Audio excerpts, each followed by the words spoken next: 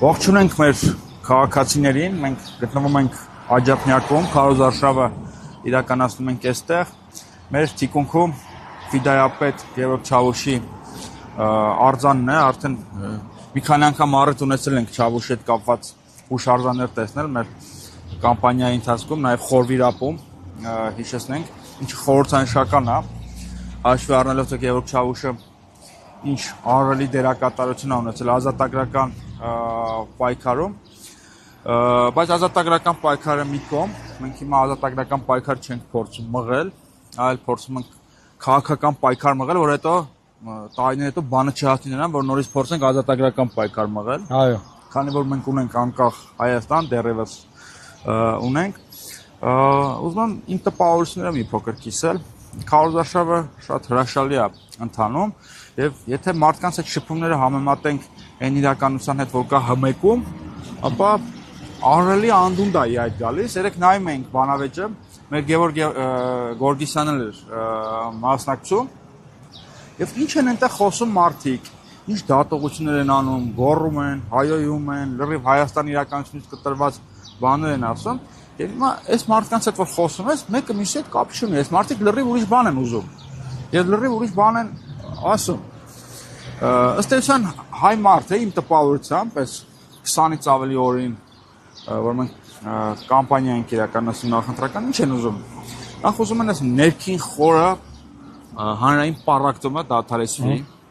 այս ատելության մթնոլորտը, այսինքն ներքին խաղաղություն են ուզում, որպեսզի այդ ներքին խաղաղության հիմքի վրա կառուցվի իրենց հանգիստ, առանց արյան, առանց ատելության կյանքը։ Այո։ Ինչը մենք չենք տեսնում ՀՄԿ-ի բանավեճերի ժամանակ։ Մեկը մյուսի հետ կապ չունեն քաղաքական համակարգի եւ հասարակության միջեւ կա խոր անդունդ, եւ հիմա մենք առաջարկում ենք այդ անդունդը հաղթահարել եւ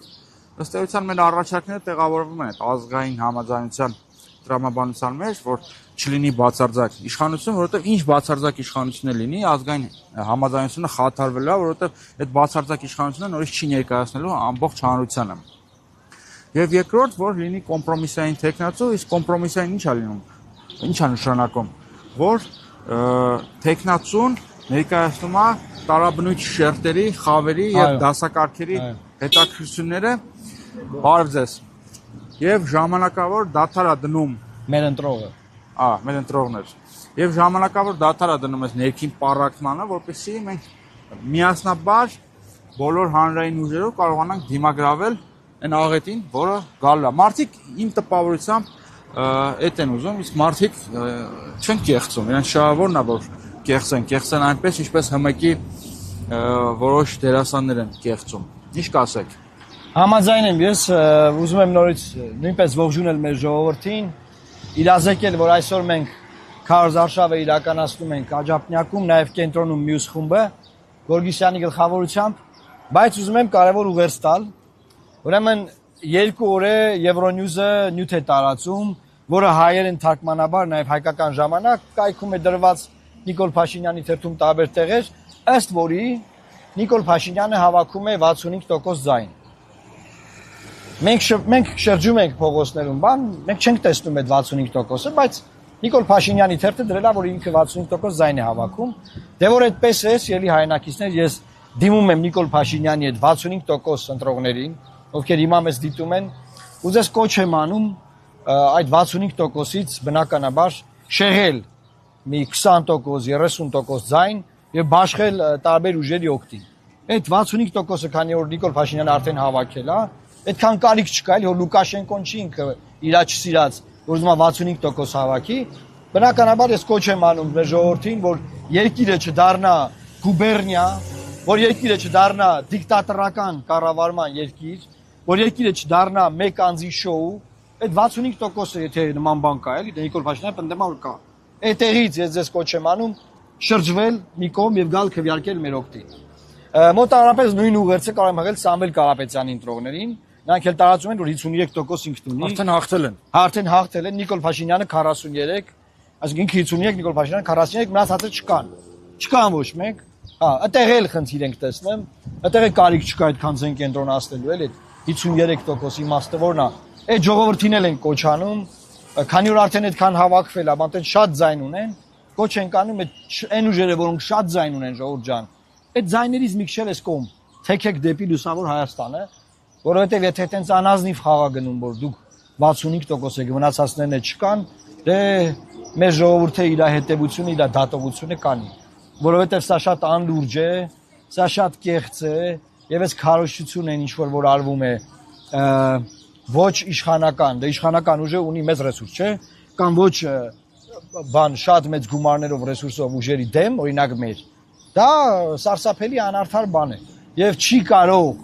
երկրում ձևավորվել առողջ քաղաքական համակարգ, որտեղ որևէ ուժ կունենա 50%, 60 չեմ ասում, դեռ 65 չեմ ասում, անգամ 50% ձայն։ Եվ ահա մեր ուղերձը։ Մեր ուղերձն այն է, որ դուք գնաք ընտրական տեղամասեր եւ ձեր քվեարկությամբ թույլ չտաք, որ որևէ ուժ 50%, 40% անգամ ձայն հավաքի։ Գնացեք ընտրական տեղամաս, վերցեք թիվ 19 քվեաթերթիկը եւ վերջը դրեք այս մեկ անձի, մեկ մարդու շոուի։